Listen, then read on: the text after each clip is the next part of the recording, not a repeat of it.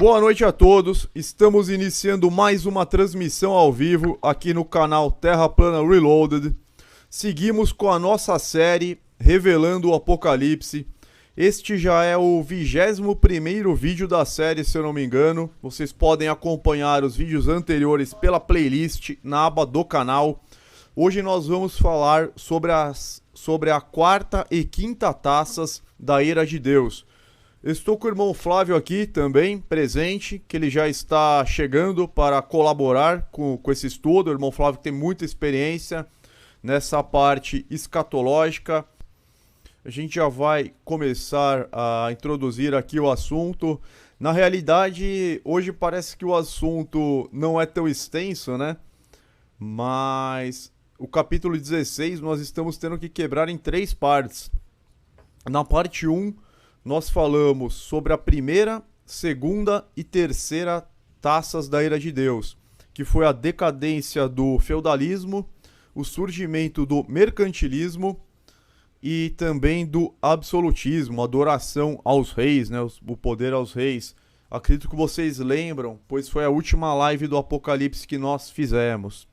Hoje, na realidade, a quarta e a quinta taças, elas abordam apenas 4 versículos do capítulo 16, porém tem muito assunto. Nós vamos falar apenas dos versículos 8, 9, 10 e 11, mas a gente vai fazer um estudo mais profundo e vocês vão perceber que tem bastante coisa para a gente conversar. E aí na próxima live, ela vai ser bastante interessante, a próxima vai ser realmente imperdível, pois nós vamos falar da sexta e da sétima e última taças da Ira de Deus. A gente vai entrar no Armagedon, né? E nós estamos vendo pelo cenário político, a tensão que está ocorrendo no Oriente Médio, Irã, Estados Unidos, os países, Rússia, né? Que está tendo uma movimentação para o Armagedon.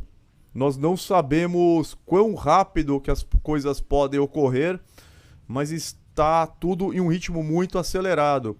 Eu estou colocando aqui, nós fizemos uma live no dia 4, muita gente acompanhou, apesar do YouTube ter se recusado a monetizar para ganhar relevância, né? Nós fizemos essa live Irã versus Estados Unidos, Israel nas profecias do final dos tempos. A live teve quase 9.300 visualizações e quem assistiu, acho que a maioria de vocês puderam assistir, vocês perceberam como que as profecias estão se concretizando. Então nós mostramos nessa última live que está ocorrendo justamente o que está constando nos livros de Ezequiel, capítulos 38 e 39, Zacarias 12 e 14 e Joel 3. Fazendo a leitura dessas passagens com os acontecimentos agora, desse exato momento, com as notícias, nós lemos várias notícias internacionais nesse dia, né? Inclusive os analistas, os especialistas estão questionando se vai haver a terceira guerra, se não vai haver. Então tudo está se encaixando perfeitamente com as profecias. E chega a ser até uma coincidência, assim, a gente sabe que não existe coincidência, né? Mas isso está acontecendo bem no momento que nós estamos quase entrando aqui no Armagedon, né? A gente está indo para o final do capítulo 16, depois nós vamos falar sobre o capítulo 17, sobre a grande meretriz, o poder que vai ser dado, a gente vai falar também sobre a besta. Então, assim, parece que nós estamos falando as coisas quase que em tempo real, né? É bem relevante, a gente está percebendo, muitas pessoas estão bastante interessadas, então não deixem de assistir, é um estudo de extrema importância para a gente entender o livro mais complexo da Bíblia. Nós sempre repetimos, né, que é um livro que tem promessas de bem-aventurança, tanto na abertura quanto no seu encerramento. O versículo 3 fala: bem-aventurado aquele que lê e os que ouvem as palavras desta profecia e guardam as coisas que nelas estão escritas, porque o tempo está próximo. E nós temos também a mesma promessa de bem-aventurança no encerramento do livro, no capítulo 22 também. Se você pegar no versículo 7, Eis que presto venho, bem-aventurado aquele que guarda as palavras da profecia deste livro. Se eu não me engano, é o único livro que tem promessa de bem-aventurança, tanto na abertura quanto no encerramento, para quem lê e para quem compreende. Porque esse livro do Apocalipse, ele abre o entendimento praticamente para toda a Bíblia. Ainda mais pela interpretação que nós estamos fazendo, utilizando somente as chaves bíblicas de interpretações, desde o versículo 1 do capítulo 1 até o presente momento e fatos históricos. Então a gente nunca foge disso, né? Porque a Bíblia ela não permite uma interpretação particular. Então por isso que a gente só interpreta com as próprias chaves bíblicas. As palavras são interpretadas com o significado que a Bíblia dá. Por exemplo, dia, ano, né? Que você tem em Números, que você tem em outros livros. A gente vai pegando a própria decodificação das Sagradas Escrituras e os fatos históricos. E nunca foge disso e não tem nenhum achismo. Não tem eu acho, eu entendo, não. A gente segue uma sequência lógica, versículo por versículo. Deixa eu passar a palavra para o irmão Flávio, para ele dar uma boa noite a todos, fazer as considerações iniciais. E antes da gente começar a leitura desses 4 versículos e a interpretação, eu vou também passar para vocês um resumo. Um resumo que eu fiz dos 7 selos, das 7 trombetas e das 3 primeiras taças, tá? Muita gente nova chegando, agora a gente já está quase 200 pessoas. Vou passar a palavra para o irmão Flávio. Boa noite, irmão Flávio. Seja muito bem-vindo. Tá nos ouvindo? Boa noite, irmão Gilberto. Sim, estou ouvindo. Hoje aí com a continuidade do Revelando Apocalipse no canal Terra Plana Reload. Obrigado aí pela presença de todos os nossos irmãos e nossos inscritos que têm acompanhado e prestigiado, ouvindo.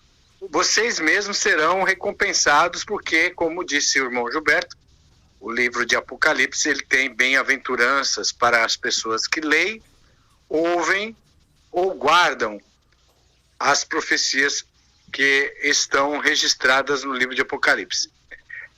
Estamos aí também atentos, né, vigilantes aos acontecimentos que estão se desdobrando no Oriente Médio e, interessantemente, a próxima live que vai ser falada sobre a 6ª taça e a 7ª taça diz muito respeito a tudo que estamos acompanhando aí e vendo acontecer no mundo, principalmente no Oriente Médio, principalmente agora após o ataque, o assassinato, a morte do general do Irã, Qassem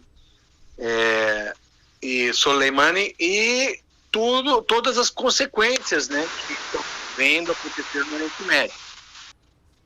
Então, agora nós estamos estudando aí a 4ª e 5ª taça, mas na próxima semana vamos estudar a 6ª taça, que tem tudo a ver com o que está acontecendo no Oriente Médio. Então, estejam atentos, divulguem esses estudos sobre o Apocalipse, a playlist do Apocalipse, e todos vocês são bem-aventurados de estarem aqui acompanhando e estudando conosco. Obrigado, irmão Gilberto, pela presença, estamos aí. Vamos então em frente. Vamos em frente. Antes de adentrar especificamente na 4ª e 5ª taças, vou passar um resumo breve, que fiz aqui em 2 folhas, só para as pessoas se inteirarem, né? Algumas pessoas esqueceram, tal. Então, resumo dos 7 selos. O primeiro selo, que tem Apocalipse 6, 1 e 2, o cavalo branco, é um símbolo da prosperidade do Império Romano em sua Idade Áurea. A cor branca é o símbolo de vitória. Então, Roma assumiu o domínio universal em 168 a.C., mas o seu período conhecido como a Idade de Ouro teve início já no final do 1º século.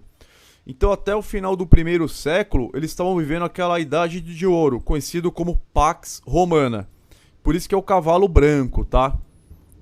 Depois, o segundo selo, Apocalipse 6, 3 e 4, é o cavalo vermelho, a guerra.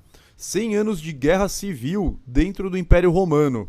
A cor vermelha na profecia é significado de derramamento de sangue. Nós temos aqui a chave de interpretação, Isaías 63, 1 a 6. Espada indica a matança, também temos Isaías 34, 66, 16, Jeremias, Ezequiel. Então aqui nós temos todas as interpretações. Então o segundo selo, uma guerra civil, uma guerra interna no Império Romano. Já começaram as tragédias, né?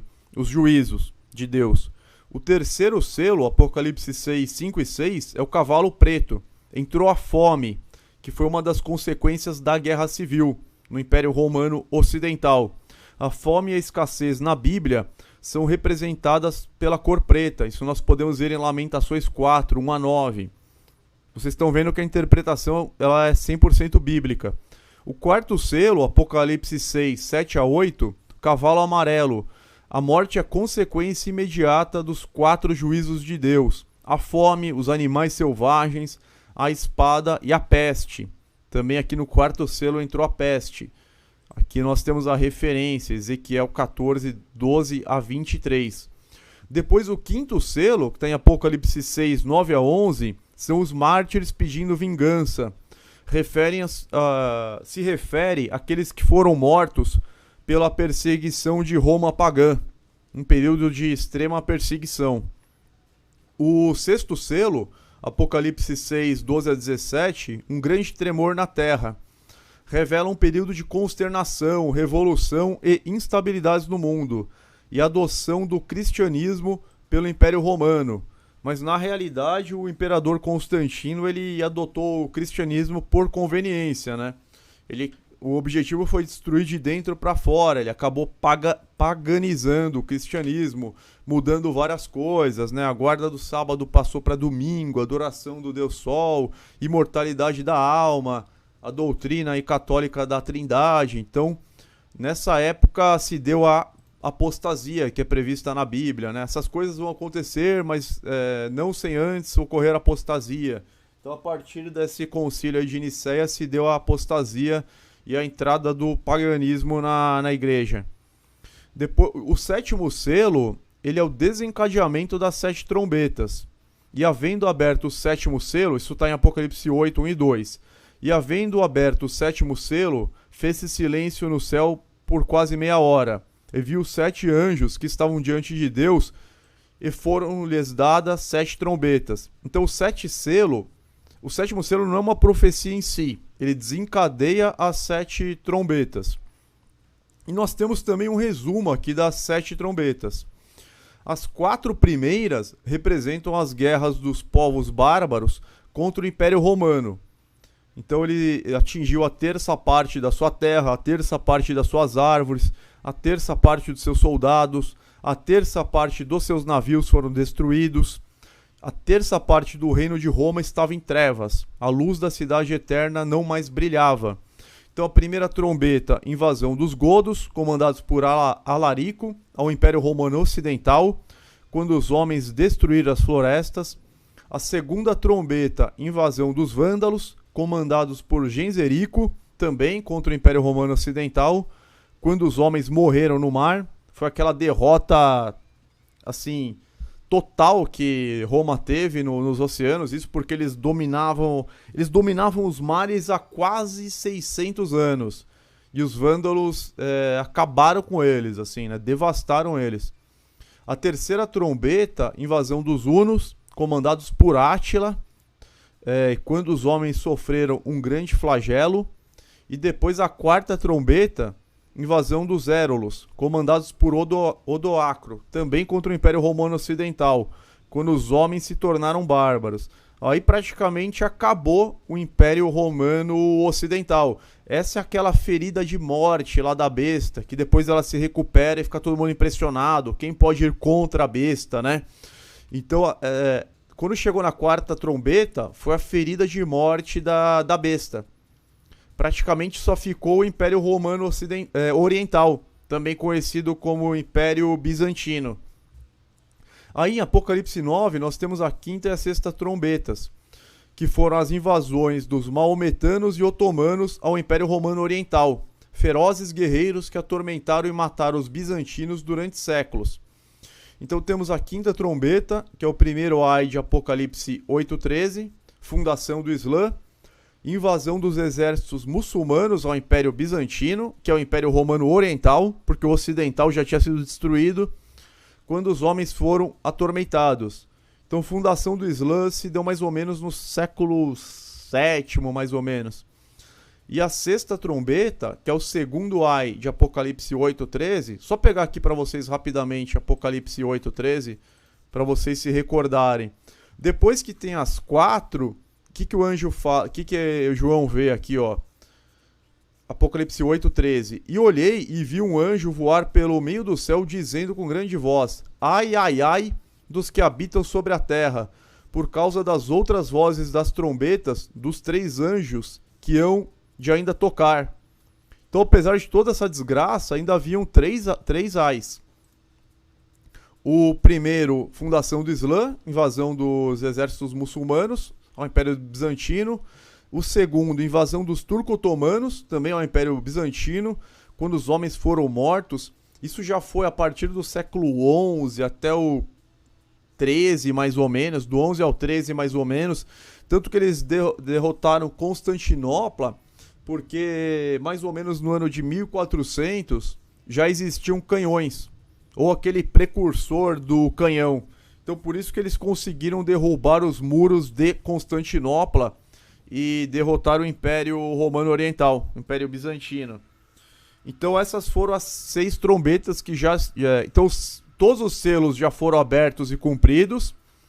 As trombetas, as 6 primeiras se cumpriram. E a sétima, ela ainda está tocando. Ela não terminou de tocar. Ela desencadeia as 7 taças. Agora nós estamos estudando as taças. Então, sétima trombeta, desencadeamento das 7 taças. Nós temos aqui em Apocalipse 11, 14 e 15. É passado o segundo ai. Eis que o terceiro ai virá cedo. Terceiro ai, hein? E o sétimo anjo tocou a sua trombeta e houve no céu grandes vozes que diziam: os reinos do mundo vieram a ser de nosso Senhor, de seu Cristo, e ele reinará para todo sempre. O final da sétima trombeta é a ressurreição dos mortos, dos primeiros ressuscitados, a transformação dos eleitos e o retorno de Cristo. O final da sétima trombeta, né? Tanto que em 1 Coríntios, se eu não me engano, é 15:51. Deixa eu ver se é isso mesmo. Vou pegar aqui 1:15.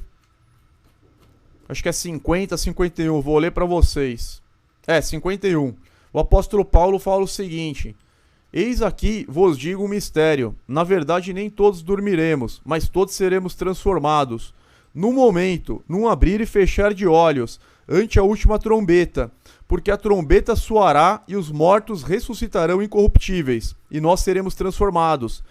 Então, ante a última trombeta, que vai haver a ressurreição dos mortos incorruptíveis e a transformação dos eleitos que estiverem vivos no momento, que é 0,1% das pessoas, mais ou menos, né? 11.000 para 1, né? Segundo Salmos 91. E só que o sistema religioso, tanto o catolicismo quanto o protestantismo, eles pregam a heresia de que os mortos já estão no paraíso, já foram ressuscitados.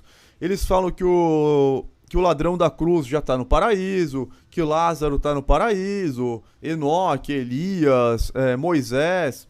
Isso é uma doutrina de demônio. E o próprio Paulo já falava isso como uma grave heresia. Vocês vão ver. Isso é o que o sistema religioso prega assim, de forma unânime. Mas se você pegar 2 Timóteo, capítulo 2, versículo 18, o que vai estar dizendo? Olha o que o apóstolo Paulo... Isso depois, Cristo já tinha morrido, foi no final do ministério do apóstolo Paulo, que ele escreveu isso mais ou menos no ano 67 depois de Cristo.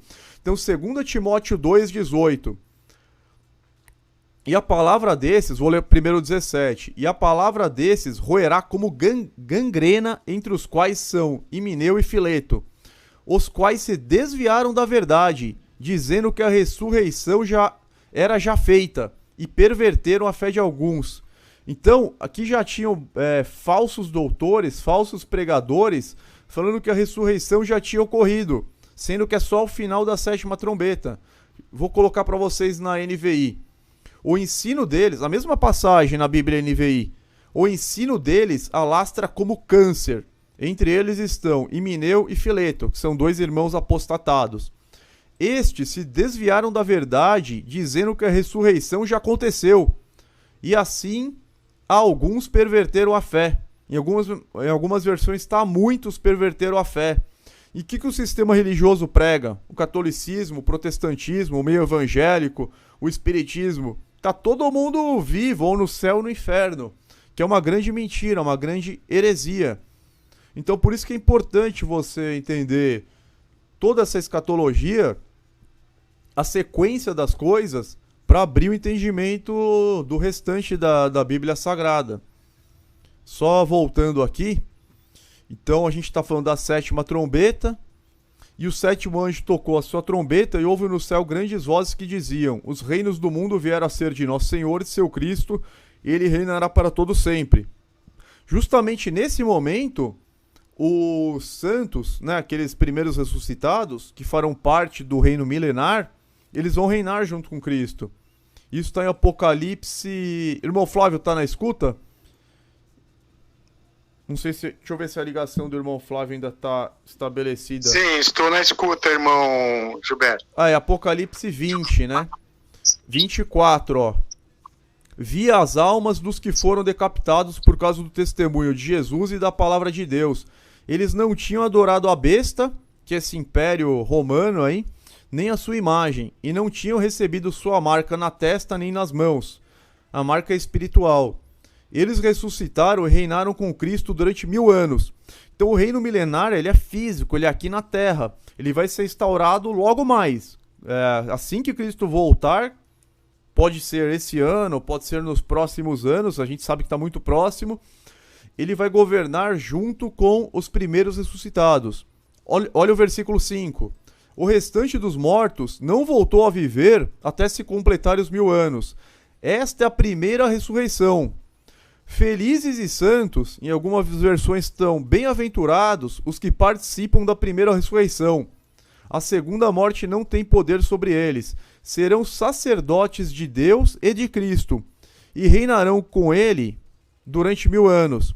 Então os primeiros ressuscitados, eles vão ter o privilégio de governar juntamente com Cristo, porque Cristo será rei para todo sempre. Então durante 1000 anos ele vai restabelecer a terra. Tudo que está errado vai ser desfeito, né? Ele vai fazer tudo certo. Nós vamos ter energia livre, nós vamos ter essas teorias, evolucionismo, gravidade, relativismo, tudo isso vai cair. Vai ser revelado que a Terra é um sistema elétrico, magnético, fechado, com energia livre. Você vai poder usar o éter, o deslocamento vai ser pelo éter. Só que para fazer todo esse restabelecimento é um reino de 1000 anos. Quando já tiver tudo perfeito, aí sim vai descer o tabernáculo de Deus, a nova Jerusalém celestial, que está no capítulo seguinte. Depois ele fala da segunda ressurreição, que é a segunda ressurreição, a pessoa ela pode ou não estar inscrita no livro da vida, né? O ideal é a gente obter a primeira ressurreição, né?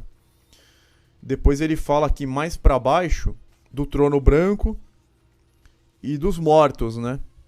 O mar entregou os mortos que nele havia, a morte e o Hades entregaram os mortos que nele havia. Hades é a mesma coisa que Sheol, que é a mesma coisa que inferno. Tanto o Hades quanto Sheol, Hades é grego, Sheol é hebraico.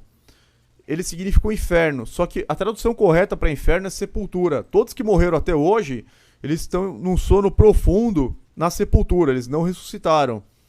Então o que acontece? Cada um foi julgado de acordo com o que tinha feito, isso depois do reino milenar. Então a morte e o Hades foram lançados no Lago de Fogo. O Lago de Fogo é a segunda morte.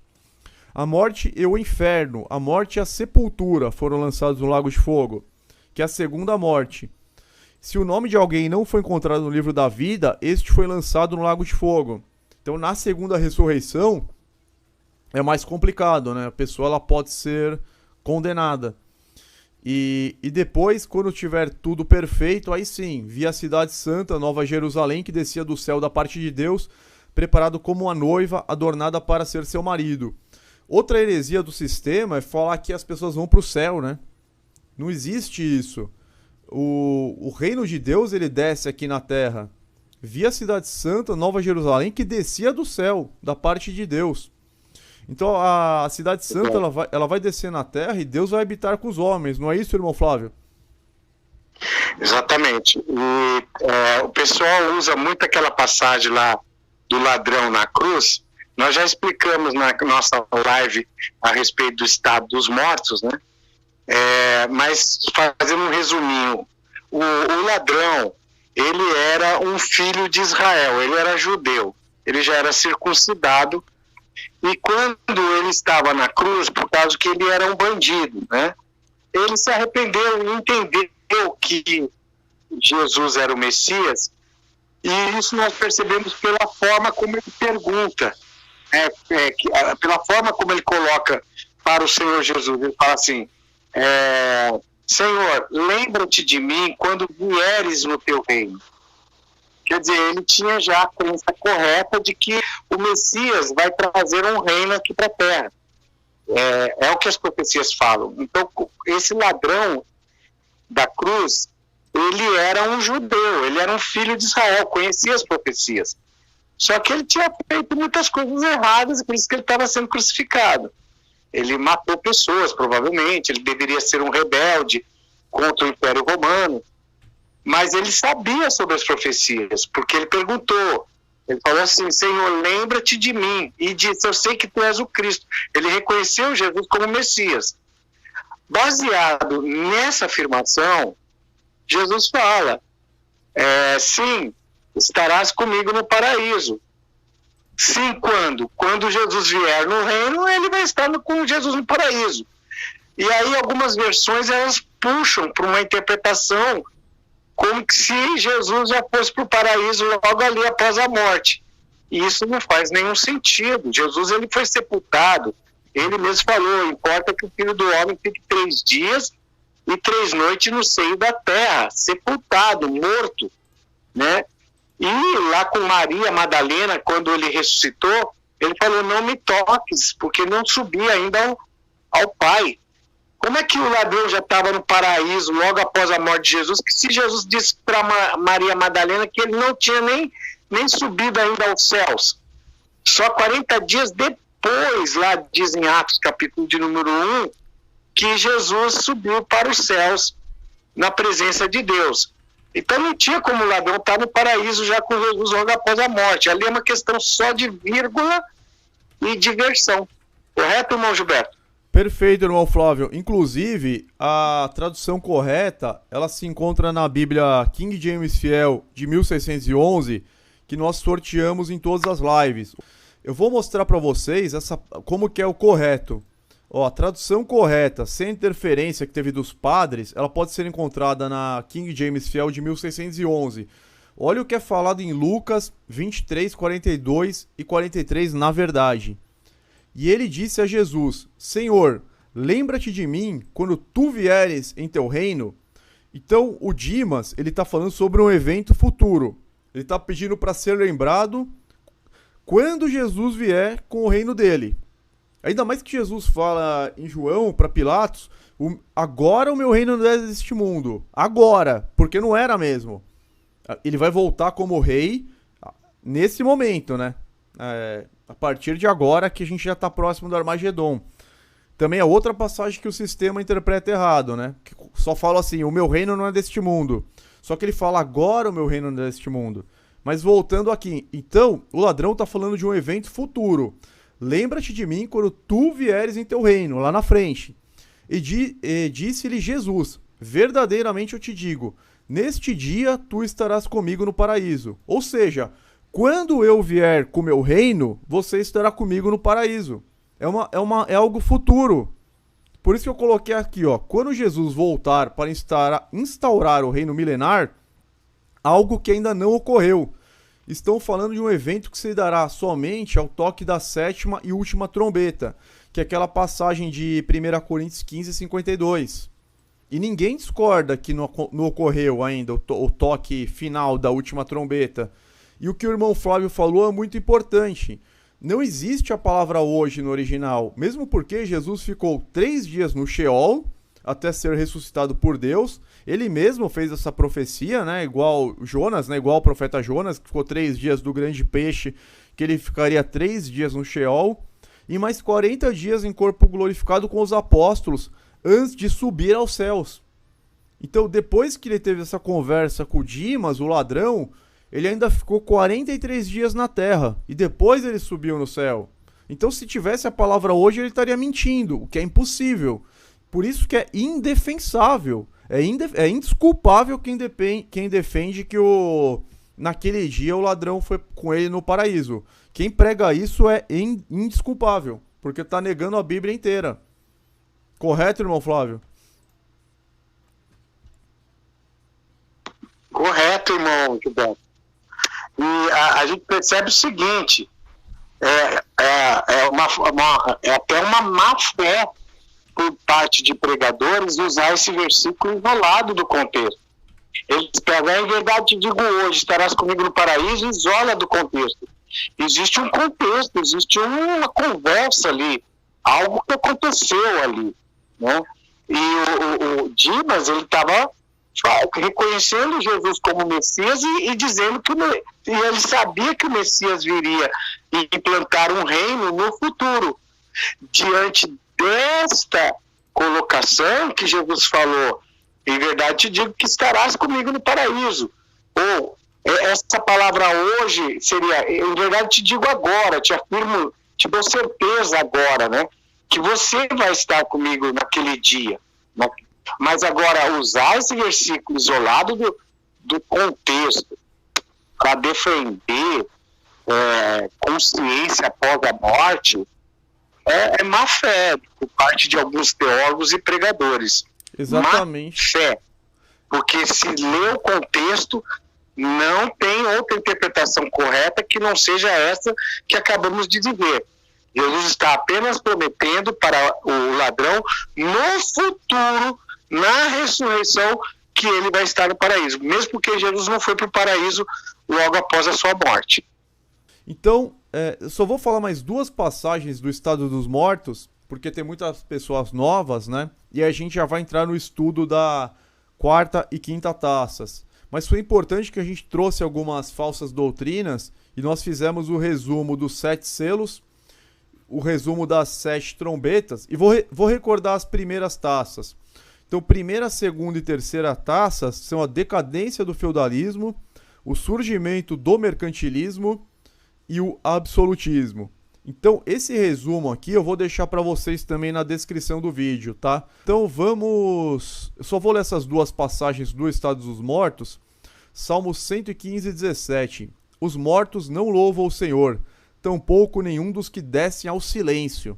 Então, os mortos, eles descem ao silêncio, eles são incomunicáveis.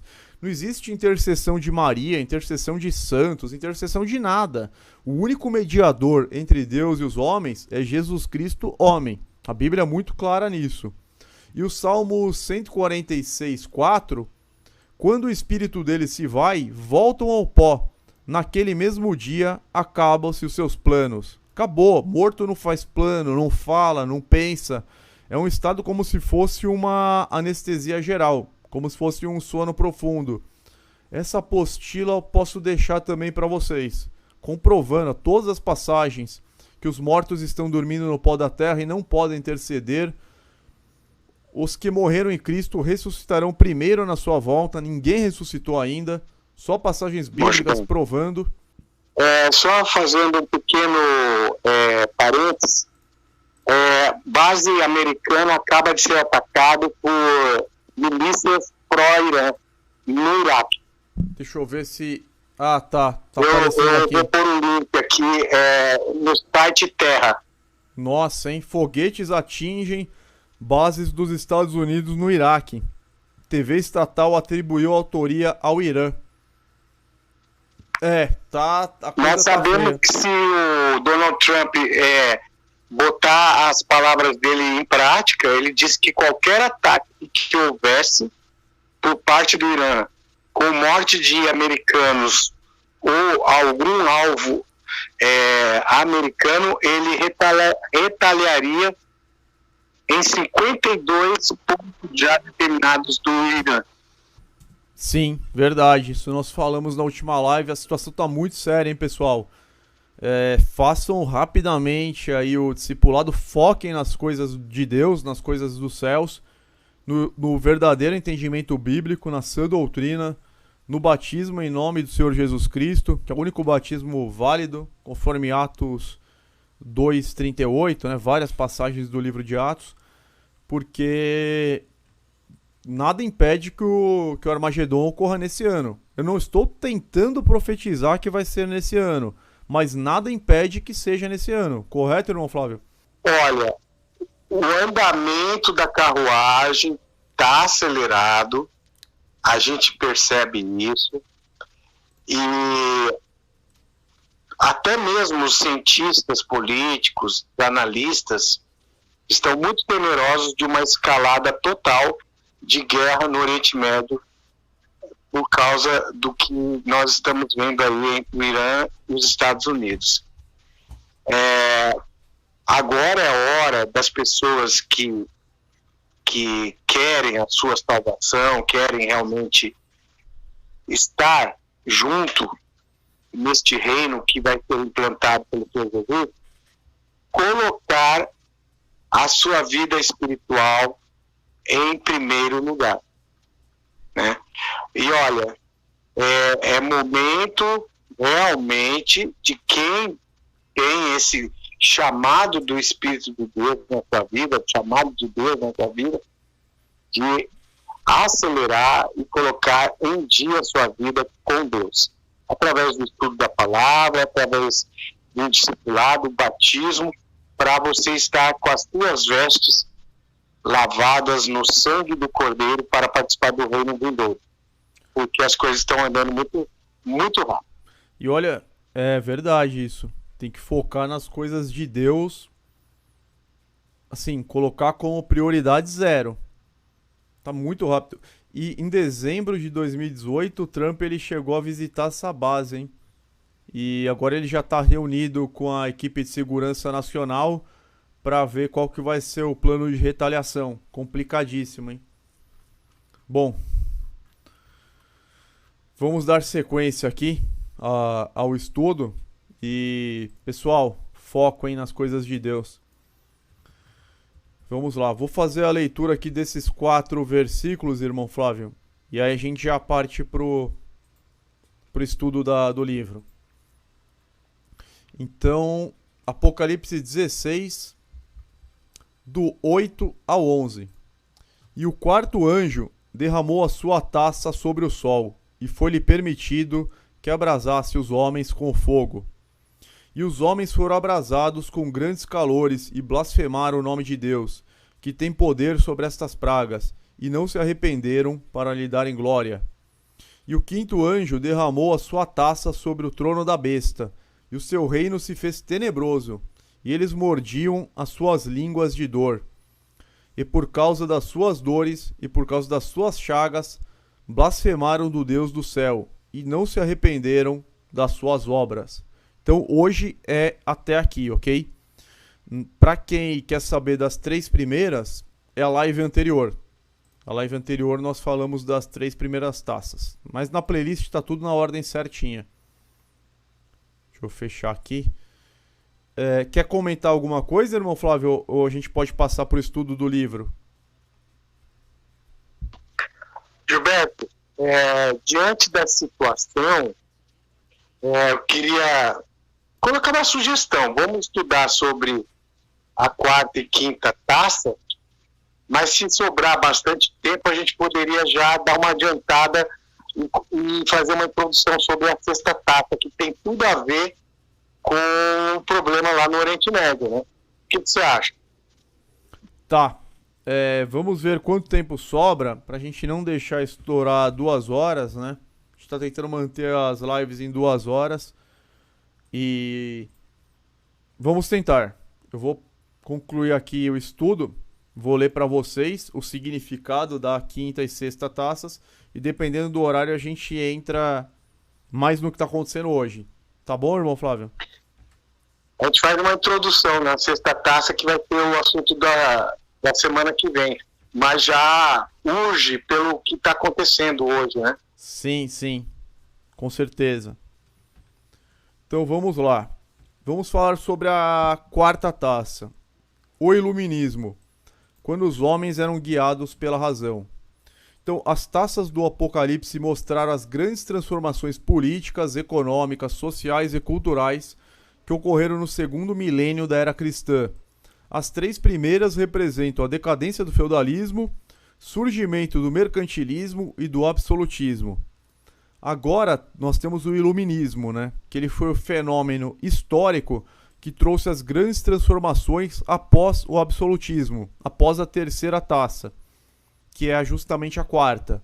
O Iluminismo era um fenômeno que tinha como base uma corrente filosófica do século XVIII, que enfatizava o uso da razão para a interpretação da existência humana. Constituiu uma sequência lógica da evolução do pensamento racionalista do século anterior e do desenvolvimento das ciências naturais. Sua influência atingiu outros setores da atividade humana e enaltecia sempre a razão como propulsora do progresso para a liberdade, felicidade e dignidade humana. Razão entre aspas, né? Depois das invasões bárbaras no século V, a gente fez o resumo, né? Das quatro primeiras trombetas, que foram mais ou menos no século V. A Europa entrou num período de profunda decadência cultural, que ficou conhecido como Era das Trevas. Por isso que lá em Apocalipse 6, lá no começo fala, né, o sol se escureceu, a lua, as estrelas perderam seu brilho, que foi essa Era das Trevas. Então, as invasões bárbaras trouxeram a Era das Trevas. A partir do século XII, o Renascimento, que nós já estudamos também, que foi um processo de reavivamento cultural, trouxe de volta a luz do conhecimento ao povo europeu.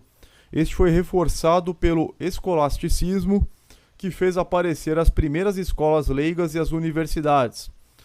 A gente falou disso, acho que em Apocalipse... Eu não lembro se foi no 11, 12. Apocalipse 10 foi sobre o protestantismo. Mais ou menos no 11, 12, por aí que nós falamos sobre esse período aí do século 12. Até a questão da Santa Inquisição nós abordamos. Depois, aqui no século XV apareceu a imprensa, que facilitou a difusão do conhecimento. No século XVI surgiram os primeiros grandes cientistas. Galileu Galilei foi um deles. No 17 apareceram os enciclopedistas. Com eles acelerou-se o processo de difusão das ciências. Este século foi marcado por grandes nomes da área científica, literária e artística, como Richelieu, que fundou a Academia Francesa, Mazarino, que criou a Academia de Pintura e Escultura, Colbert e as de Ciência e Música. Destacaram-se o filósofo e matemático René Descartes, criador da geometria analítica, o físico, matemático e filósofo da religião Blaise Pascal e muitos outros como Fermat, Malbert, Corneille, Racine, Boileau, La Fontaine, Boreal, Bossuet. A ciência voltava à mente do povo europeu, começava uma verdadeira revolução intelectual. Só uma ressalva, né? Essa questão do racionalismo trouxe também muito cientificismo, muita falsa ciência, né? O heliocentrismo também, muita coisa errada, né? O iluminismo iniciou-se com a difusão das ideias racionalistas dos três grandes personagens do século XVII, René Descartes, John Locke e Isaac Newton. O auge dessa revolução aconteceu no século XVIII, considerado o século das luzes, quando o lema do homem era guiar-se pela razão. Um pensamento da época rezava: a razão é o único guia infalível para se chegar ao conhecimento e à sabedoria. O iluminismo foi mais uma grande transformação social que caracterizou um novo modo de vida às nações. Mais uma profecia do Apocalipse se cumpriu.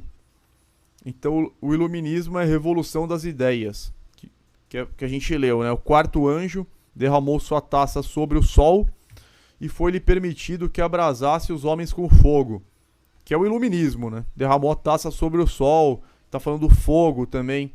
E os homens foram abrasados com grande calor e blasfemaram o nome de Deus, que tem poder sobre estas pragas, e não se arrependeram para lhe darem glórias, que está em Apocalipse 16, 8 e 9.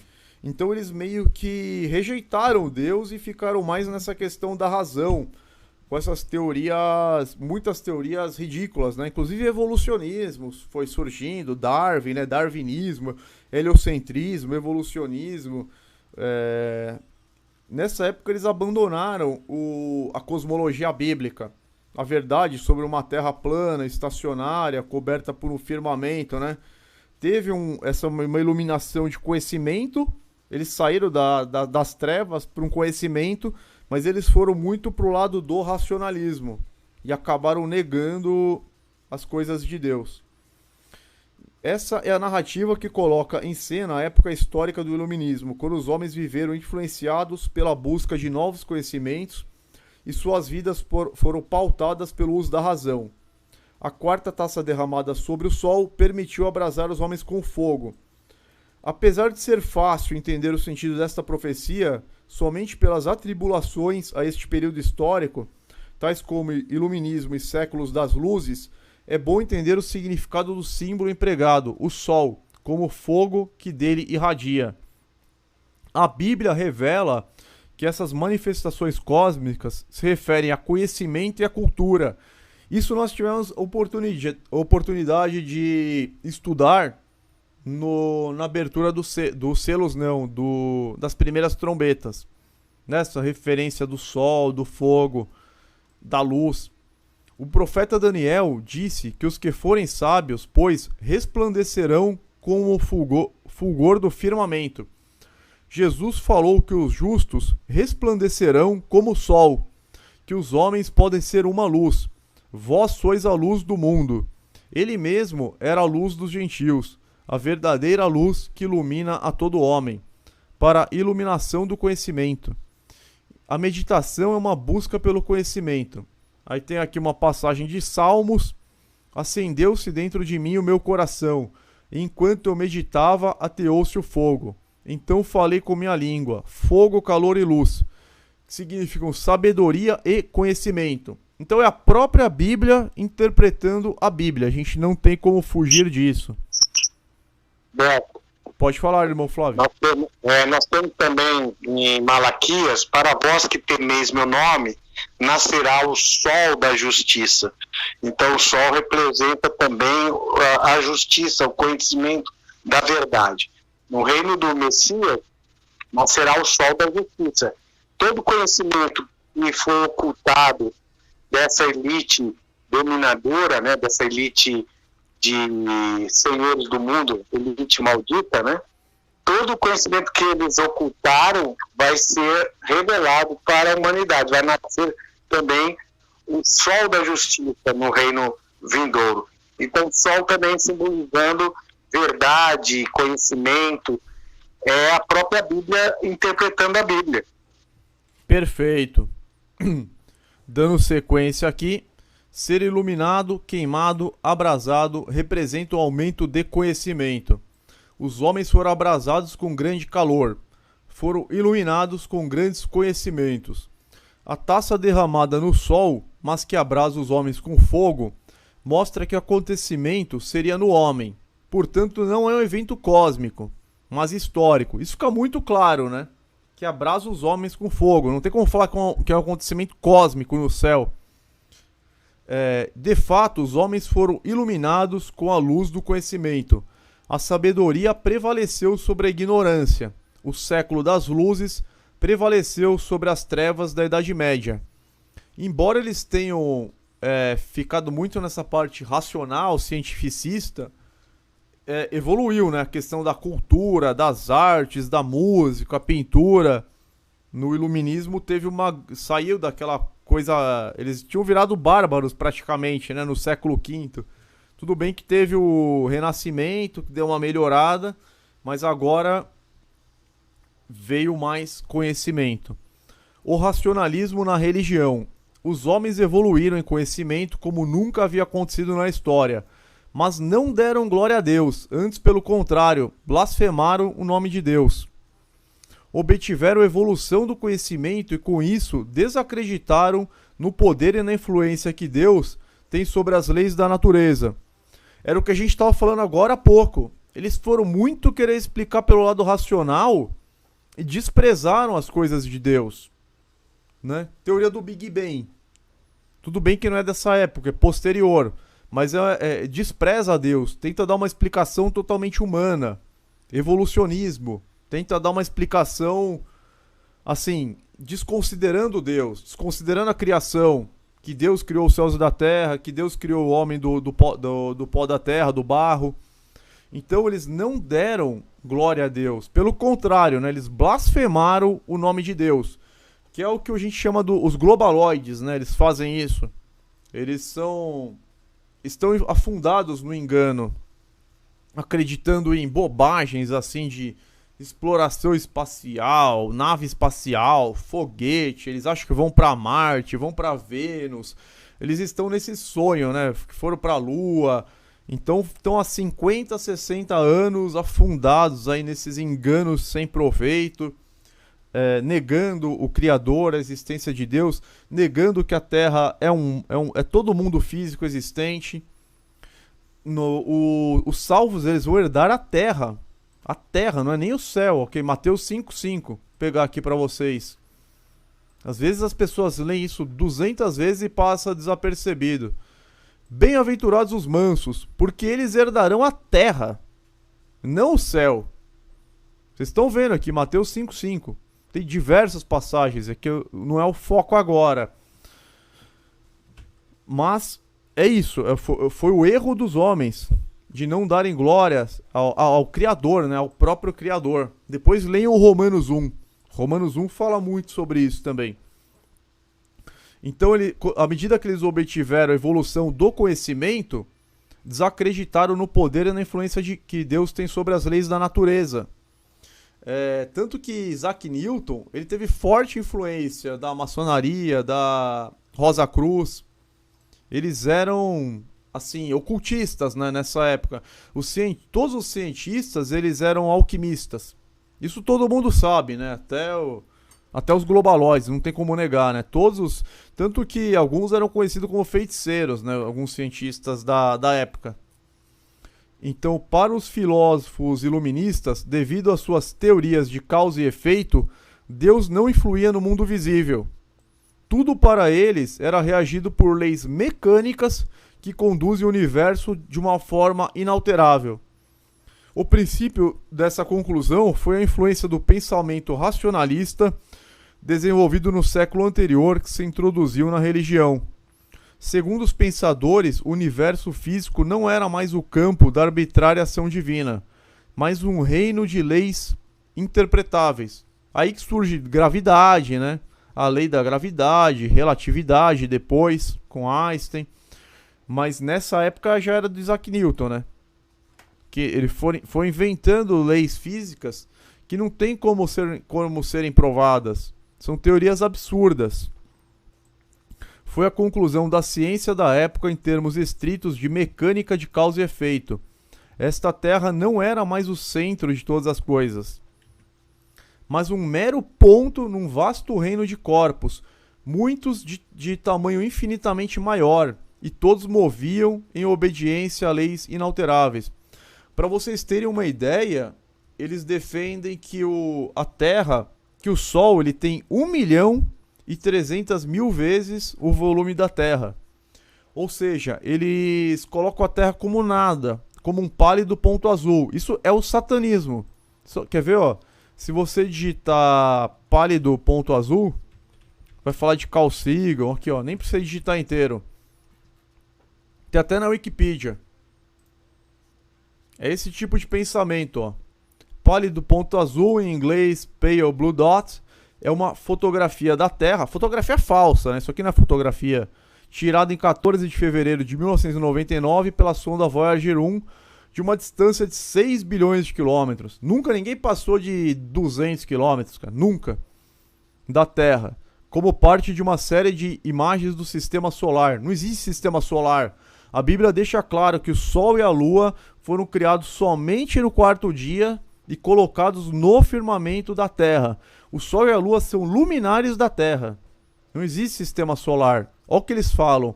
Nessa fotografia, o tamanho aparente da Terra é menor que um pixel.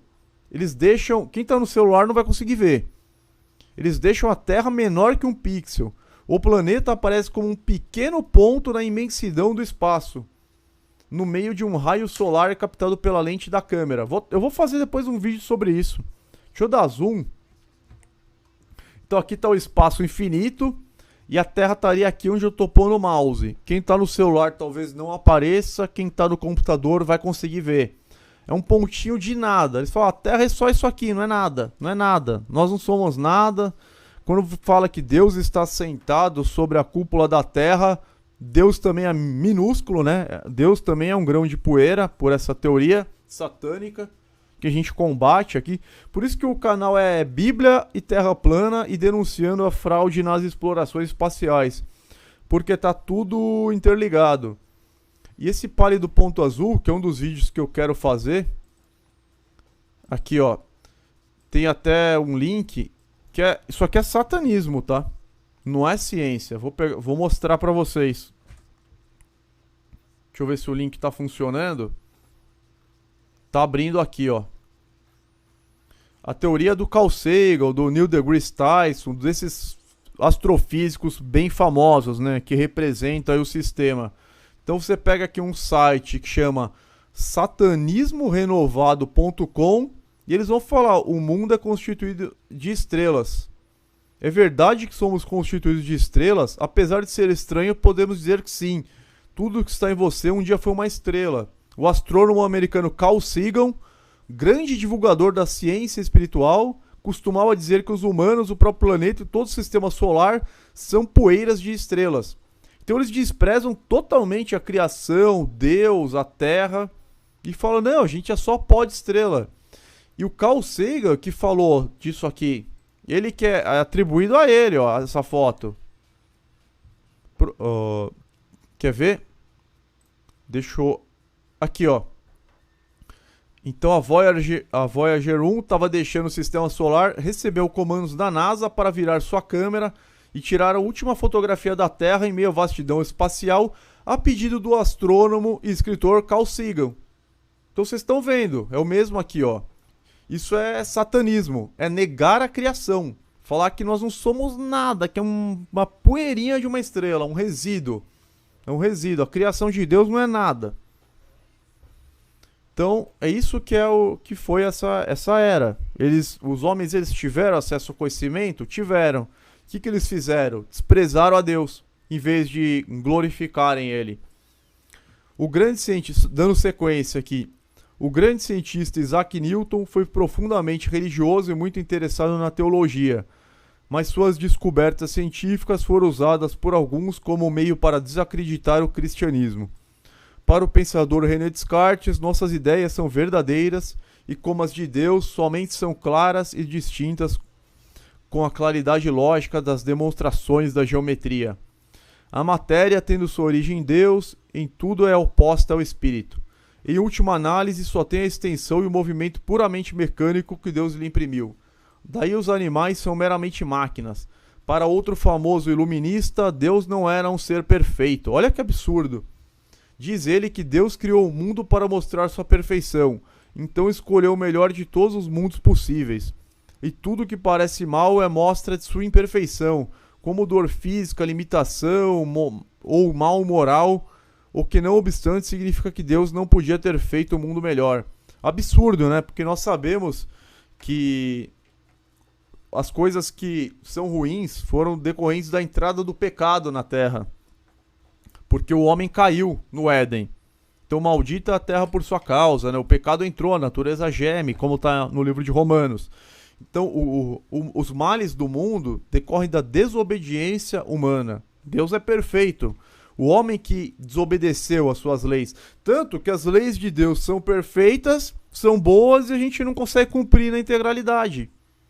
Então a lei é justa, é boa e é perfeita. Só que a gente não cumpre na integralidade. A imperfeição está nos homens que desobedecem.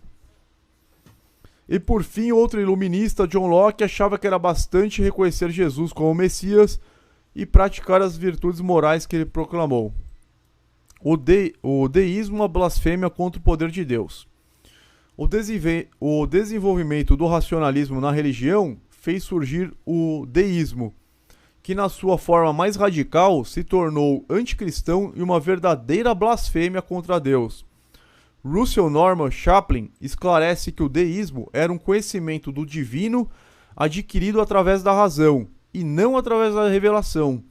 A isso chamou-se de religião natural, em contraste com a religião sobrenatural. Na filosofia, o termo era usado em contraste com o teísmo. Nesse caso, afirmava-se que houve um Deus ou uma força cósmica de algum tipo que deu origem à criação, mas que ato contínuo abandonou sua criação e a deixou entregue ao controle das leis naturais. Olha que absurdo. Sendo que a gente está vendo que todas as profecias bíblicas elas estão sendo rigorosamente cumpridas, né? Não está saindo um tio aí do que está escrito. Assim, Deus não teria qualquer interesse por sua própria criação, nem intervinha, nem galardoava e nem castigava. Isso significa que Deus está divorciado de sua criação. Em contraste, o teísmo ensina que Deus intervém, galardoa e pune. O homem é responsável diante dos princípios divinos e será devidamente galardoado ou punido segundo as suas ações. Mas de acordo com o deísmo, isso dar-se-ia por meio de leis naturais, as quais, para todos os propósitos práticos, tornem-se uma divindade substituta. Absurdo isso, né? Para os deístas, os piores inimigos da humanidade eram os que tinham mantido as criaturas na superstição, e o maior exemplo desses eram os sacerdotes de todos os tipos. Segundo eles, tudo o que era de valor na revelação já havia sido dado aos homens na religião natural racional. Daí o cristianismo, isto é, tudo que tinha valor no cristianismo é tão velho quanto a criação. E também tudo que era obscuro ou estava acima da razão, na assim chamada revelação, era superstição sem valor ou mesmo pior do que isso. No deísmo, os milagres não eram provas reais da revelação.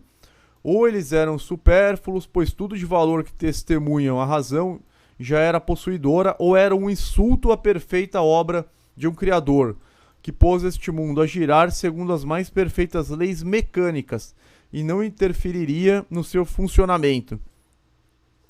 E aí eles continuam falando aqui sobre o deísmo, né? Que basicamente existia um criador, mas que teria abandonado a criação e tudo era regido por leis mecânicas.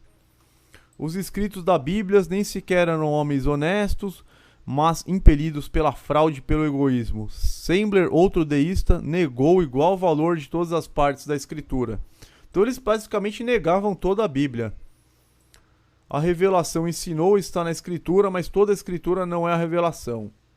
Voltaire era verdadeiro deísta com sua crença na existência de Deus e de uma primitiva religião natural que consistia de simples moralidade e ainda em sua rejeição de tudo o que repousasse na autoridade da Bíblia ou da Igreja. Não há dúvida quanto à extensão e ao significado da sua obra ter influenciado a mente francesa no visto da Revolução. Isso influenciou também a França, né? A quarta taça foi derramada no sol e abrasou os homens com grande calor. Esta profecia se cumpriu no Iluminismo, quando os homens aumentaram consideravelmente seus conhecimentos, mas eles não deram o devido crédito e louvor a Deus. Antes, pelo contrário, blasfemaram contra seu nome. Então, em vez de eles agradecerem e darem crédito a Deus pelo conhecimento, eles negaram e blasfemaram contra seu nome. Com suas filosofias de causas e efeitos, diziam que Deus não tinha nada a ver com o que acontecia no mundo visível. Isso é dito ainda hoje, né? A maioria aí dos cientistas, a grande maioria, falam que Deus não tem nada a ver com o que acontece no mundo visível. É preciso notar que eles não desacreditaram em Deus, mas na autoridade de Deus. Blasfemaram o nome de Deus, não contra Deus. Apesar de tudo isso soar como uma arrogância do homem contra Deus, na verdade, na religião e na moral, os iluministas procuraram analisar os dogmas e as leis para se chegar a uma religião natural que não negasse Deus como Criador, mas repelisse a sua ingerência no destino humano. A pura verdade é que Deus tem o domínio e o conhecimento sobre todas as leis da humanidade e do universo. Ele muda os tempos e as estações, remove os reis, estabelece os reis. Ele dá sabedoria aos sábios e entendimento aos entendidos. É ele quem tem poder sobre essas pragas. É ele quem guia as nações e também influi nas leis da natureza e da razão. Os homens não reconheceram e não se arrependeram para lhe darem glória. Pelo contrário, acharam que tudo isso era fruto de seus pensamentos e suas decisões. Então, o iluminismo marcou o momento da história em que os homens foram agraciados com mais conhecimentos. Eles adquiriram sabedoria para controlar e mudar seus sistemas de vida. Tiveram condições para entender, criar e administrar as leis políticas, econômicas e sociais que regulam e norteiam a sociedade, como também condições intelectuais para desenvolver grandes inventos em benefício da humanidade. Aumentou-se a cultura dos homens, abriram-se as suas mentes para as ciências. A quarta taça foi derramada sobre o sol e abrasou os homens com grande calor. Sem dúvida, essa taça representou este fenômeno. Tempo dos grandes cientistas e da Revolução Industrial. Tempo em que os homens enalteciam o uso da razão como o único meio de se chegar à sabedoria e ao conhecimento, com a palavra de ordem expressa em frases como penso, logo existo. Nesta época, a atenção do homem estava voltada para tudo que concernia a razão. O homem passou a viver subordinado a ela. Era a luz do conhecimento que brilhava mais intensamente na mente dos homens, a taça derramada no sol. Então este foi o panorama do século XVIII. Houveram muitos gênios nesta época. Isso foi de Deus, né? Dom de Deus. O conhecimento propiciou uma significativa mudança na história do homem.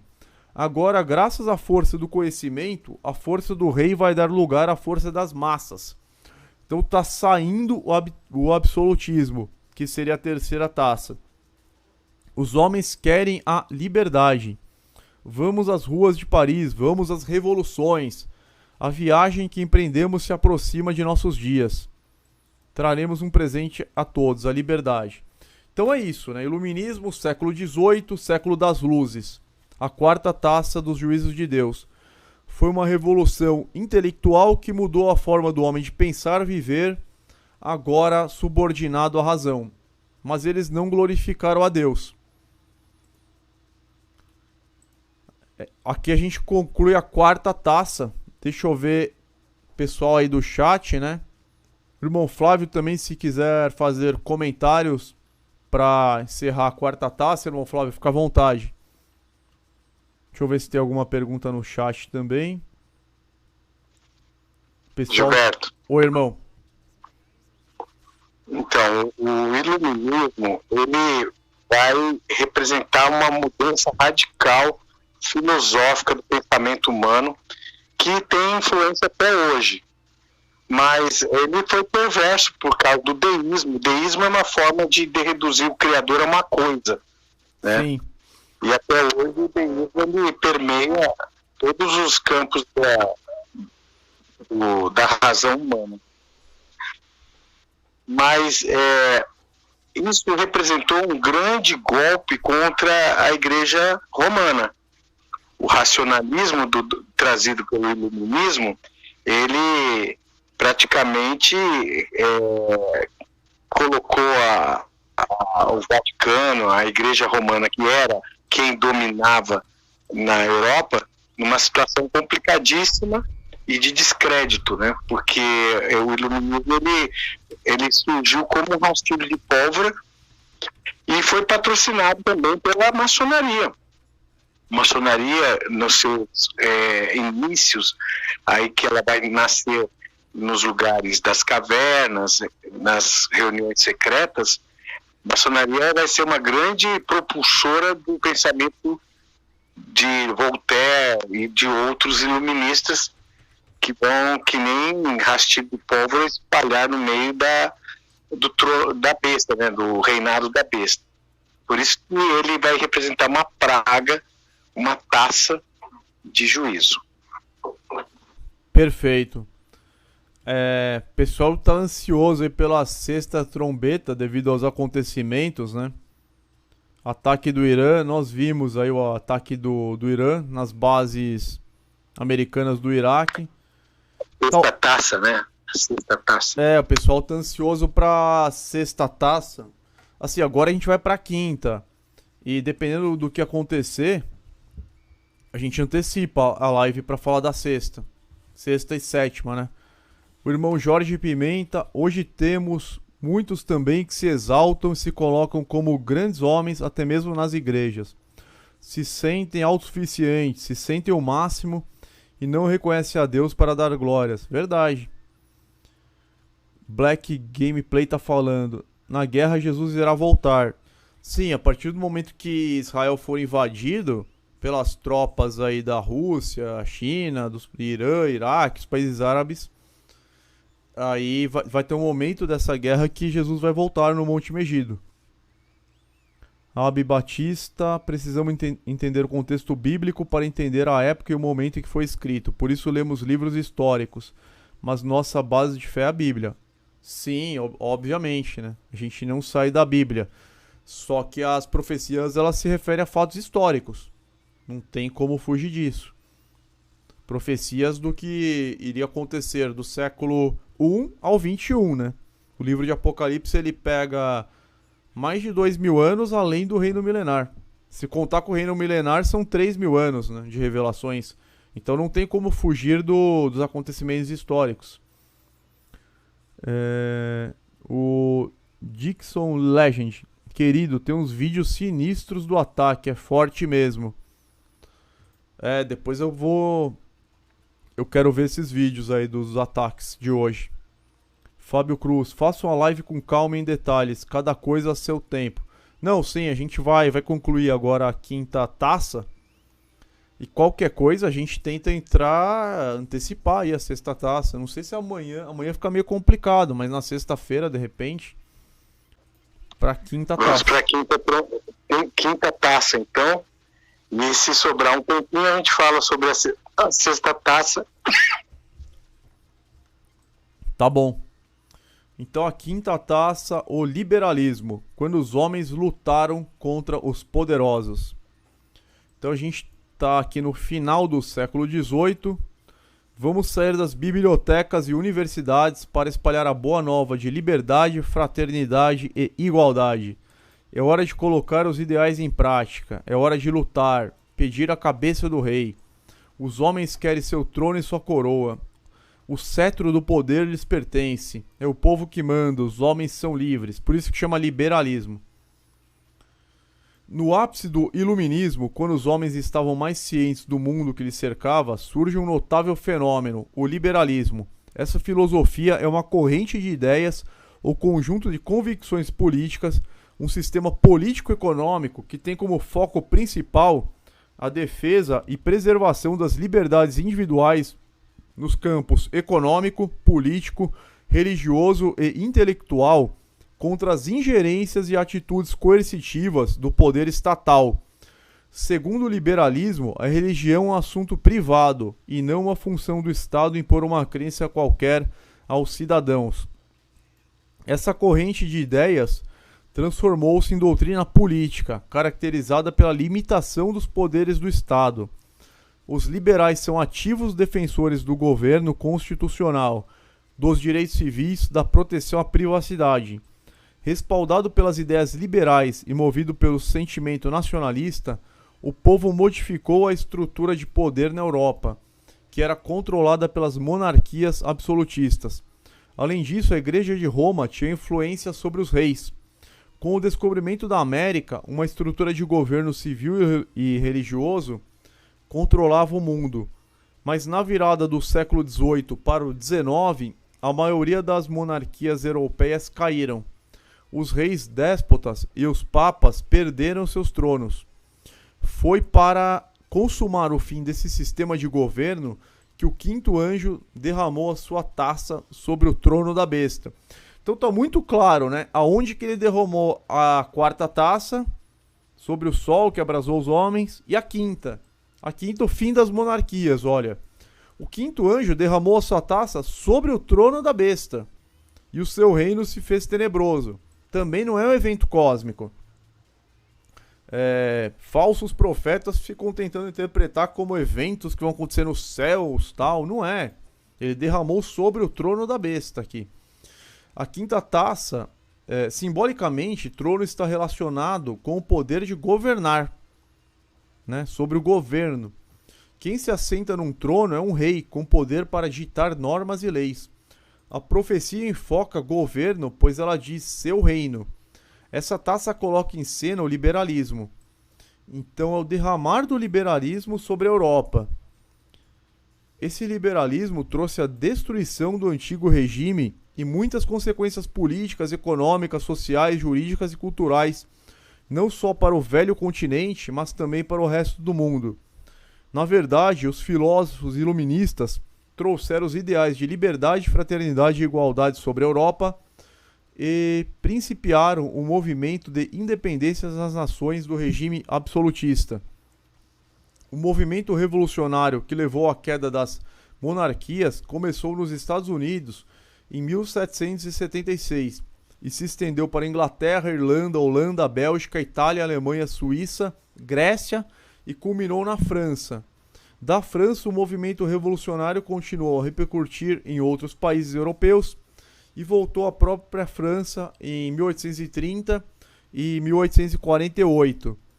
Nessa época, os filósofos e economistas, com destaque aos pensadores franceses Montesquieu, Voltaire, Rousseau, influenciaram o povo francês ao pregar a liberdade política e econômica e colocaram o povo contra o domínio absoluto da monarquia. Daí a Revolução Francesa, que destruiu violentamente o antigo regime e, a par com a Revolução Industrial, forçou as portas de toda a Europa as reformas políticas, sociais e econômicas. Inclusive na Revolução Francesa, que eles prenderam o Papa Pio VI, né, em 1798, e no ano seguinte esse Papa foi morto, né? Ele acabou morrendo. O Papa Pio VI em 1799, que coincide com o fim do período da Grande Tribulação, que durou 1260 anos. Só fazendo um parênteses aqui. As causas da Revolução eram as condições econômicas, políticas e sociais da França. Ela era mal administrada pela monarquia, altos impostos e ineficiência na arrecadação, uma indústria incapaz de competir com os produtos ingleses, uma burguesia desejosa de maior participação política, e a massa da população ainda vivendo resquícios feudais, além de uma sociedade de classes com privilégios enormes para poucos. Na tentativa de equilibrar a situação econômica e fiscal durante a Revolução, a monarquia francesa usou uma política ditada pelo absolutismo do rei e cortou o privilégio do clero. Contra as pretensões papais, o rei afirmou pertencer à coroa todas as rendas dos bispados. Em 1789, as terras da igreja foram declaradas de propriedade nacional. Então vocês podem ver que já é um juízo, né, contra a besta, contra o poder da igreja. Eles perderam as terras, que foram declaradas de propriedade nacional. Os mosteiros foram abolidos em 1790, um ano depois. Nesse mesmo ano, a Constituição Civil do Clero derribou as velhas divisões eclesiásticas e fez cada departamento um bispado e estabeleceu que as eleições de todos os sacerdotes seriam feitas pelos votantes legais das suas comunidades. Fora a França, a Alemanha foi outro país que sentiu o efeito do liberalismo. Na Alemanha, a guerra dos períodos republicano e napoleônico resultaram em importantes mudanças. Cessaram praticamente de existir em 1803 os antigos territórios eclesiásticos e foram divididos entre os estados seculares.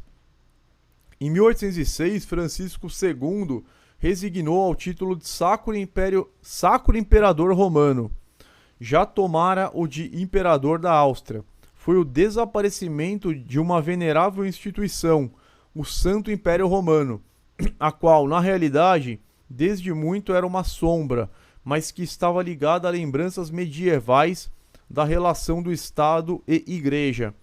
Com isso, apesar do rei ainda sustentar o título de imperador, o caminho para a República Alemã começa a ser traçado. A Itália também sofreu os impactos do liberalismo. As conquistas francesas fizeram de Roma uma república. E o Papa Pio VI, isso que eu estava falando, o Papa Pio VI foi levado prisioneiro para a França, onde morreu. Ele morreu no ano seguinte, 1799. Pela primeira vez, a Igreja entregava todas as terras confiscadas, ainda não em poder do governo. Em 1809, foram anexados os estados da Igreja. O Papa foi feito prisioneiro desde essa data até 1814. E a Igreja Católica Francesa foi colocada sob o controle do governo por Napoleão. Essas foram, em linhas gerais, as principais consequências que esse movimento revolucionário dispensou a importantes nações da Europa e ao papado. Era o fim das monarquias, o reino da besta se fez tenebroso. Eles enfraqueceram bem aí o papado, né, o anticristo. A Santa Aliança, e os homens mordiam de dor as suas línguas, e por causa das suas dores e por causa das suas chagas, blasfemaram o Deus do céu. Apocalipse 16, a parte final aqui, 10b e 11a. O quinto anjo derramou a sua taça no trono da besta e os homens mordiam suas línguas de dor. Morder a língua significa não conseguir falar ou falar sem expressividade. A frase popular morder a língua dá a entender essa expressão. Os homens mordiam suas línguas de dor porque não conseguiam impor uma ordem, uma lei, uma doutrina. As chagas representam insignificância política.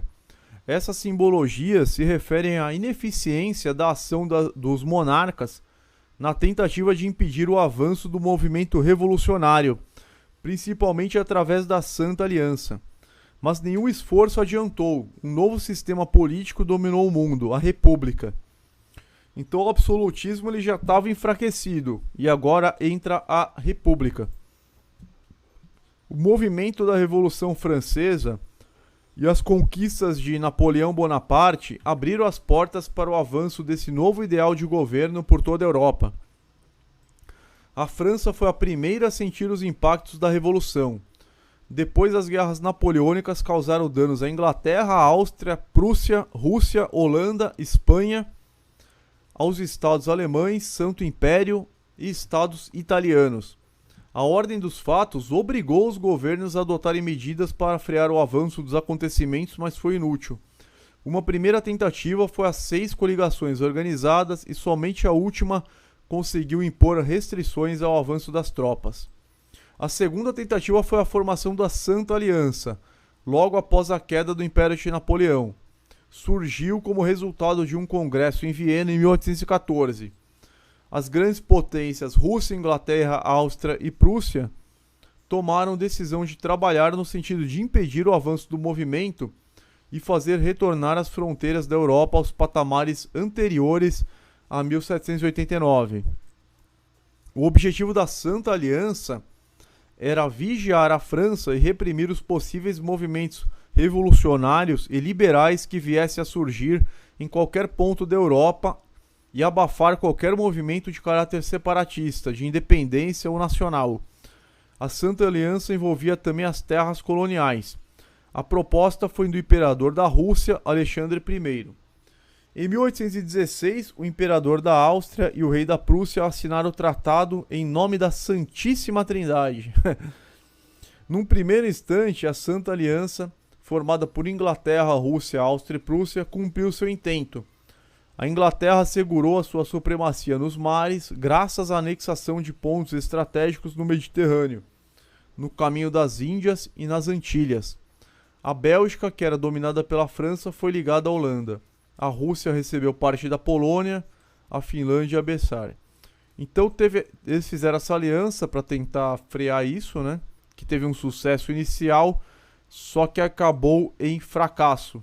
Sua última realização foi a supressão de uma revolta em 1820, quando militares liberais, contrários ao regime absolutista na Espanha e no Reino das Duas Cilícias, provocaram uma rebelião que culminou com a imposição de uma constituição. Já por volta de 1830, o poder da Santa Aliança havia desaparecido, sem conseguir abafar a rebelião dos gregos contra os turcos e a independência das colônias da América do Sul. Aí ela ficou desmoralizada. Foi uma vã tentativa dos monarcas de restabelecer o antigo regime e retornar ao passado. Mas eles nada podem contra o juízo de Deus. Então, mesmo eles assinando esses tratados, fazendo aliança, colocando o nome de Santa Aliança, Tratado da Santíssima Trindade, nada disso adiantou. Então, a partir de então, depois da Revolução de 1830, que acabou com o regime na França, várias nações europeias se tornaram também repúblicas independentes. Bélgica, Polônia, Itália, Hungria, Boêmia e Grécia. Em 1848 houve uma segunda revolução liberal na França e as consequências foram enormes para toda a Europa. Aqui está a sequência dos fatos, né? Apesar de menor nível de importância, processo semelhante acontecera com o papado. Ele detinha o controle de uma enorme quantidade de terras na Europa, que formava a base de um vasto reino religioso, mas diante dos acontecimentos a igreja perdeu suas terras e grande parte da sua influência sobre as nações. Fora tudo o que acontecera no tempo de Napoleão, em 1801, quando Vítor Emanuel estabeleceu o Reino da Itália. Nele foi incluída a maior parte dos antigos estados da igreja. Em 20 de setembro de 1870, Vítor Emanuel se apoderou de Roma. Então seus habitantes, por 133 mil votos contra 1.500, foram a favor da anexação à Itália. O governo italiano assegurou ao Papa os privilégios de um soberano e a posse absoluta do Vaticano, Latrão e Castelo Gandolfo. Assim terminaram os estados da Igreja, a mais antiga soberania secular sem interrupção ainda existente na Europa. Assim terminaram os estados da Igreja, que era a mais antiga soberania. O papado também mordia sua língua. Ele reclamava dos reis que destruíram o poder da Santa Sé. Todavia, esses protestos papais foram insignificantes e não tiveram eficácia alguma. O Papa Pio VI excomungou Napoleão quando ele invadiu a Itália, mas a bula papal foi ridícula e inofensiva. O Papa Pio IX, em 1870, protestou quando lhe foi tomado Roma, se declarou prisioneiro do Vaticano e, inutilmente, excomungou o Vítor Emanuel. Então eles já não tinham mais poder nenhum, né, quando eles estavam excomungando nessa época. E por mais meio século, o papado recusou reconhecer a perda de suas possessões temporais. A partir de 1929, o papado procurou consolidar suas conquistas por meio de concordatas com a Itália e a Alemanha. Quando esses governos quebraram seus acordos, Pio XI protestou com as vigorosas encíclicas Non Abbiamo Bisogno, 1931, e Mitbrandner Sorge, 1937. Enfim, o esforço dos monarcas para impedir o avanço do movimento revolucionário foi em vão. A Santa Aliança foi um fracasso. As dores e as chagas continuavam a aumentar. O poder dos reis se tornava cada vez menor. O reino deles se fazia tenebroso. Justo eles, que se achavam instituídos por direito divino, agora mordiam as suas línguas de dor e blasfemavam de Deus por causa das suas dores e por causa das suas chagas. Nada adiantou. As nações passaram a organizar seu poder não mais no direito absoluto do rei, mas com base nos ideais da Revolução Francesa: liberdade, fraternidade e igualdade. O juízo da quinta taça, aqui ó, e não se arrependeram de suas obras, né? O juízo da quinta taça veio sobre as nações da Europa no final do século XVIII e destruiu a influência da velha filosofia absolutista. Os reis, instituídos por direito divino, perderam o poder. No bojo, desbancou também a autoridade religiosa dos papas e lhe tirou o domínio sobre muitas terras. Mas eles não se arrependeram de suas obras. Continuaram com o intento de governar de forma absoluta e despótica. Logo após a Revolução Francesa e as conquistas de Napoleão, houve uma reação, e o sistema monárquico absoluto perdurou em algumas partes da Europa. O próprio Napoleão Bonaparte, mesmo debaixo de uma constituição, exerceu poder absolutista. Ele formou uma nova corte e reconduziu a antiga nobreza ao poder com o intuito de dar sustentáculo ao governo. Investido desse poder, submeteu toda a Europa Ocidental. Em 1813, os aliados venceram Napoleão, invadiram a França e restabeleceram a monarquia. Na França, desde a Revolução de 1789, aconteceram alternâncias de sistemas políticos, ora república, ora império. Até 1789 era uma monarquia despótica. Em 1791, uma monarquia constitucional. Em 1793, foi implantada a República. Em 1799, regime do consulado. Em 1804, surgiu o Império. Em 1815, restaurou-se a monarquia. Em 1824, a monarquia se enfraquece. E em 1930, uma revolução a derruba. Em 1847, foi implantada a Segunda República da França. Então foi tendo alternância de governo, né? Enfim, o tipo de governo imperial ainda persistiu em algumas partes da Europa. Cadê? O Império Russo posteriormente se converteu ao chamado Império Soviético. Apesar de não ter um imperador, foi desfeito somente em 1991. A Grã-Bretanha mantém características imperiais até os dias de hoje, mas sem o governo absolutista. Os reis tinham poder absoluto e divino, entre aspas, para governar o mundo inteiro. Controlavam suas metrópoles na Europa e suas colônias na América e Ásia. Todo esse sistema dava aos reis um poder sem igual na história.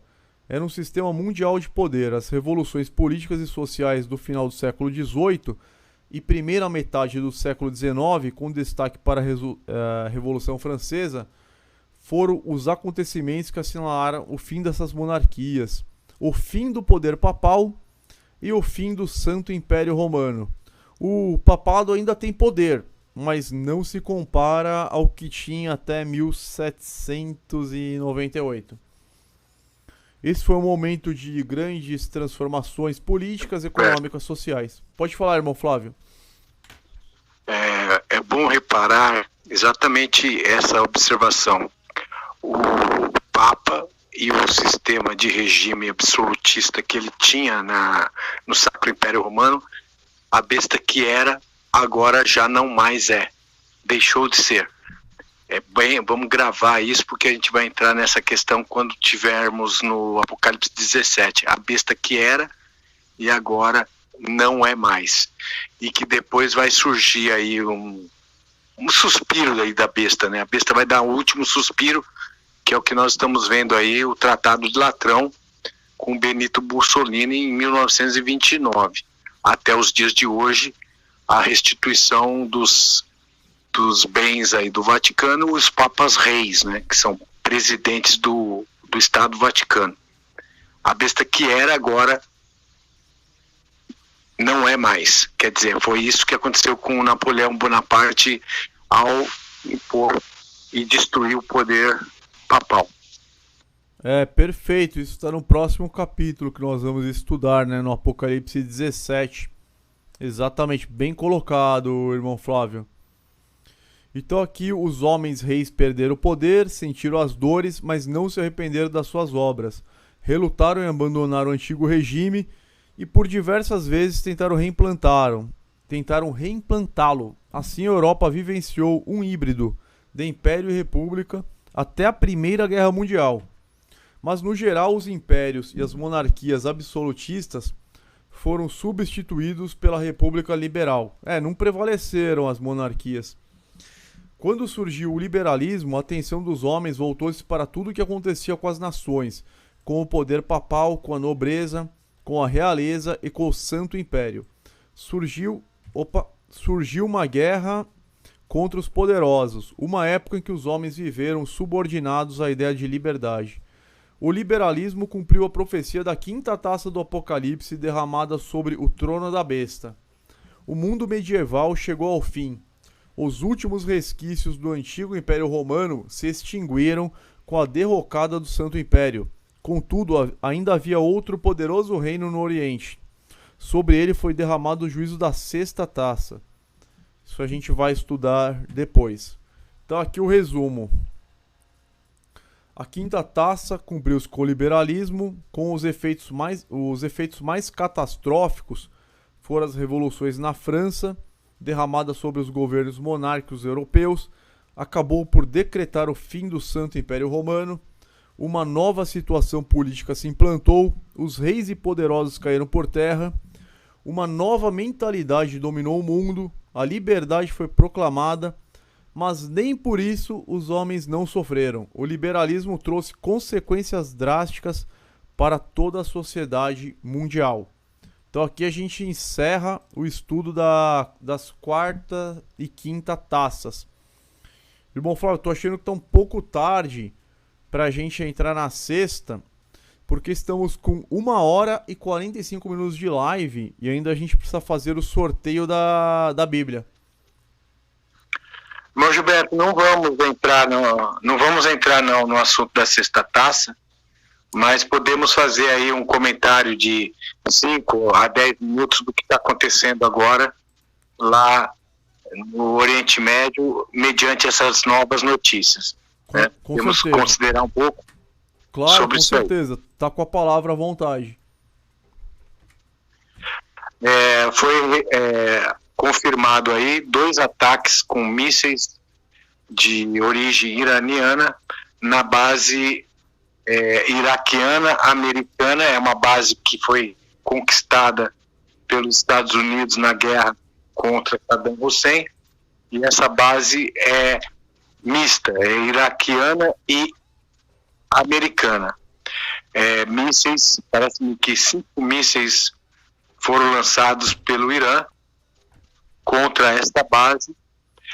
Não foi apurado ainda a questão de mortos, feridos, do que aconteceu, mas o que se fala é que já está sendo analisado pelo presidente Donald Trump e a sua equipe, e isso pode sim trazer uma retaliação desproporcional dos Estados Unidos contra o Irã.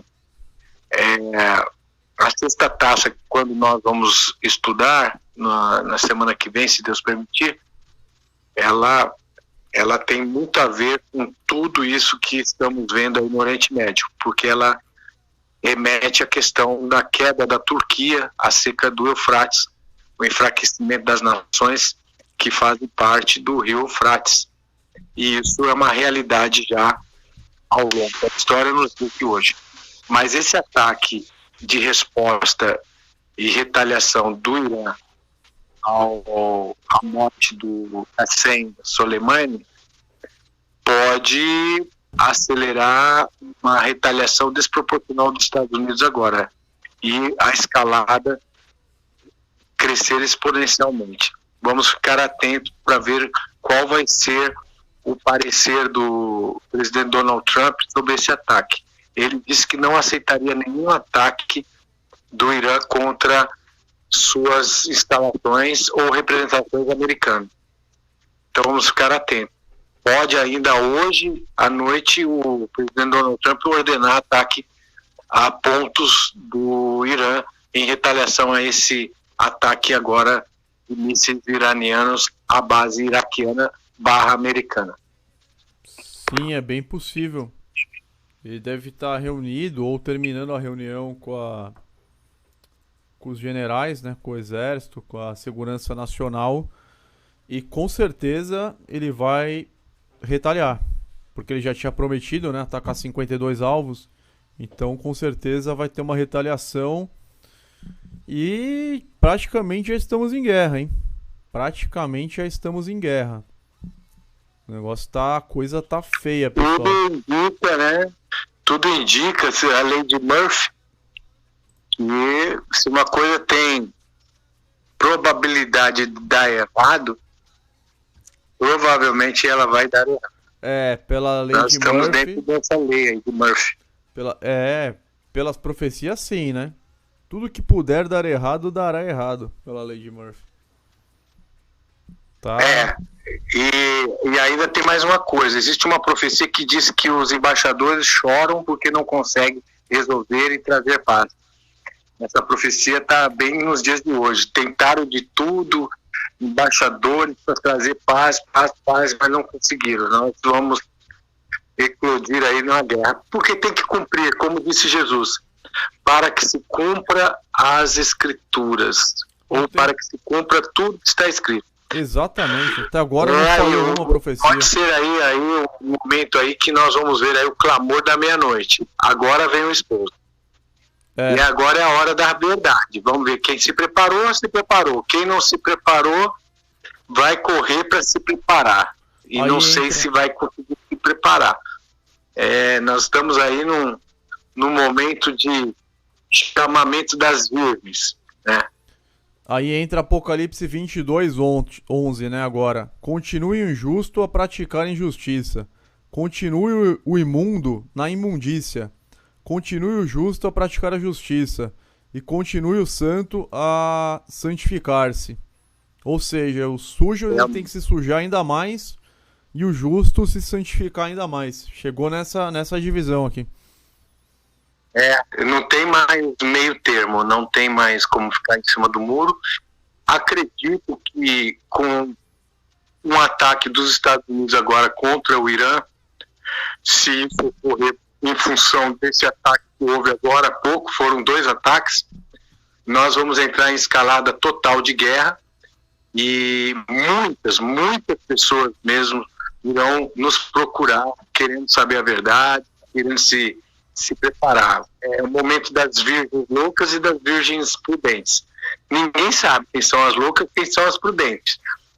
Vai depender de quanto azeite a pessoa colocou na sua vasilha, né? Não, agora tá chegando um momento que as pessoas estão vendo que tudo isso aqui é real.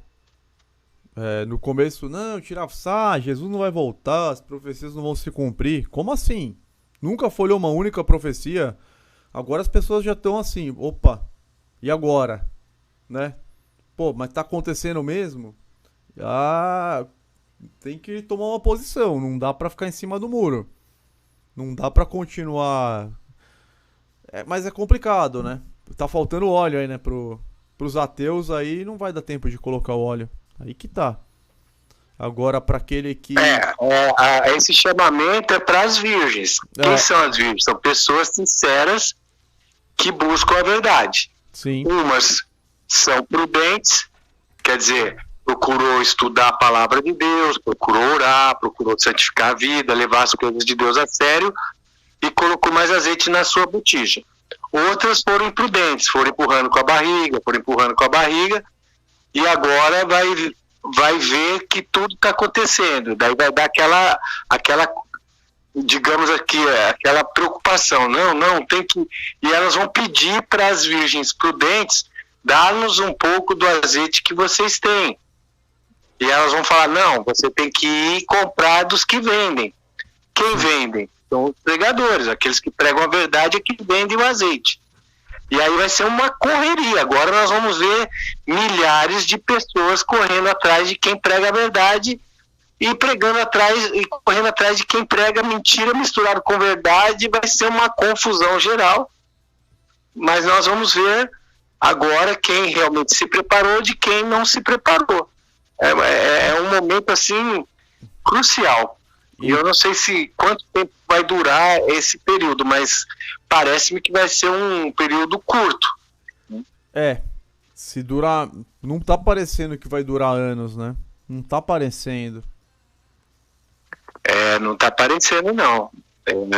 Tudo indica que pode acontecer rapidamente. Tá rápido demais. Então, a gente vai pedir novamente a todos que estão fazendo discipulado que acelere o discipulado, que coloque como prioridade a sua vida espiritual diante de Deus, né? Porque é momento de chamamento, é a última hora, e tá aí, os acontecimentos estão diante dos nossos olhos. A volta iminente do Senhor Jesus. E o anticristo aí que eles ficam pregando que vai vir fazer pacto de 7 anos, vai cair tudo por terra. Vai ser um cataclisma total no sistema religioso. O sistema religioso vai cair assim, vai derreter igual gelo no sol. Vai ser uma coisa visível. É tão falso, né, esse sistema religioso. É o falso profeta mesmo, né? Com o maior destaque é o protestantismo, que diz que reformou, mas trouxe uma reforma totalmente incompleta. Trouxe o paganismo na bagagem.